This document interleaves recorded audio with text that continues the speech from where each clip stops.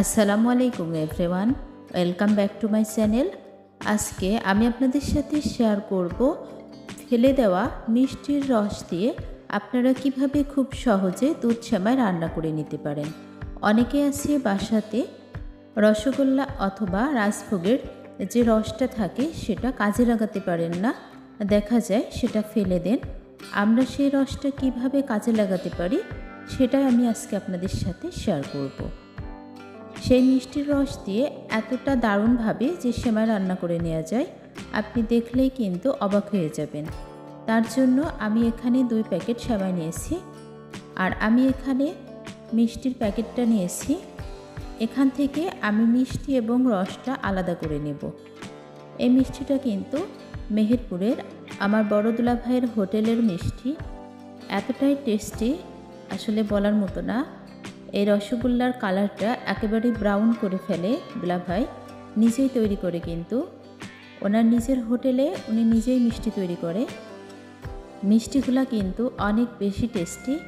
আমি অলরেডি একটা মিষ্টি খেয়ে নিচ্ছি। চলুন এবার যাওয়া যাক মূল রেসিপিতে। এই 2 প্যাকেট সেমাই আমি ঢেলে নেব।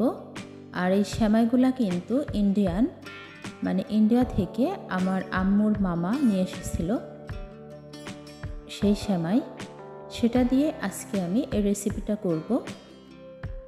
আমি আর 1 প্যাকেট সেমাইও ঢেলে নিচ্ছি। এগুলাকে আমি ফ্রাই প্যানে ভেজে নেব লাইট ব্রাউন কালার করে।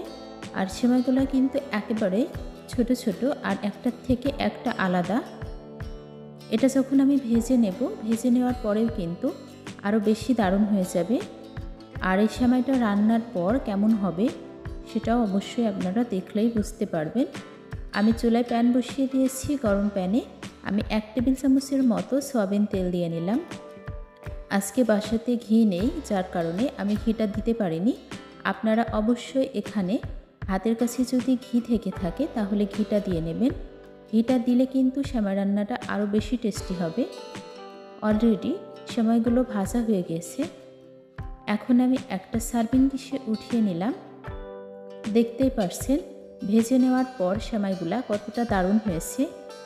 খুব বেশি ব্রাউন কালার করা যাবে না, একটু লাইট ব্রাউন কালার করে ভাজতে হবে। আবারও আমি চুলাতে একটা কড়াই বসিয়ে দিয়েছি। সেই কড়াইয়ে আমি 1.5 লিটার পরিমাণ দুধ দিয়ে নিয়েছি। এই দুধটাকে এখন আমি জাল করে নেব। তার আগে 2 টুকরা দারুচিনি আর একটা তেজপাতা দিয়ে নিলাম। এখানে এলাচ দেয়নি, কারণ আমার কাছে যে কোনো মিষ্টি খাবারে এলাচটা দিলে ফ্লেভারটা ভালো লাগে না, তার জন্য কিন্তু আমি স্কিপ করি। এখন আমি এখানে দিয়ে দেব সেই মিষ্টির রসটা। আর এই মিষ্টির রসটা কিন্তু আমি একটা ছাঁকুনি দিয়ে ছেঁকে নেব। ছেঁকে নিলে মিষ্টির যে অংশগুলা আছে এগুলা কিন্তু সেমাইয়ের মধ্যে যাবে না, আর কালারটা একেবারে পারফেক্ট হবে সেমাইয়ের। আর কোনো চিনি দেব না আমি। এখানে আমি 400 গ্রাম মতো মিষ্টির রস দিয়ে নিচ্ছি। যেহেতু এটা লিকুইড, আর এতে হয়তো 200 গ্রাম মতো চিনি আছে। খুব দারুণভাবে আমি জাল করে নিচ্ছি। এরপর আমি দিয়ে দেব সেই ভেজে রাখা সেমাইটা। আশা করি আমার আজকের রেসিপি আপনাদের কাছে অনেক বেশি ভালো লেগেছে। যারা যারা আমার এই রেসিপিটি দেখতেছেন কিন্তু এখনও লাইক দেন নাই, যদি আমার ভিডিওটি ভালো লেগে যায় অবশ্যই একটা লাইক দিয়ে দেবেন। এখন দিয়ে দিচ্ছি ভেজে রাখা সেমাইটা। আসলে এই সেমাইগুলো এতটাই দারুণ, এটা রান্না করার পরেও কিন্তু একটা সেমাইও ভেঙে যায়নি, একেবারেই গোটা গোটায় আছে।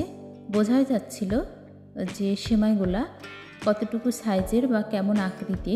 এটা বাংলাদেশের সেমাইগুলো কিন্তু আসলে এরকম হয় না, সেটা দেখা যায় খুব বেশি জাল করলে কিন্তু ভেঙে যায় অথবা গলে যায়। আমি এটাকে 5 মিনিটের মতো জাল করে নেব। আর এই সেমাইটা রান্নার জন্য দুধের পরিমাণটা একটু বেশি দিতে হবে, তাহলে টেস্টটাও ভালো আসবে। অলরেডি সেমাই রান্না হয়ে গেছে। আমি এখন চুলাটা অফ করে দেব। আর আমি খুব বেশি কনসিস্টেন্সিটা গাঢ় করে নেব না, কারণ যখন ঠান্ডা হয়ে যাবে তখন কিন্তু এই সেমাইয়ের কনসিস্টেন্সিটা এমনিতেই বেশ গাঢ় হয়ে যাবে। অলরেডি আমি চুলা থেকে নামিয়ে নিয়েছি।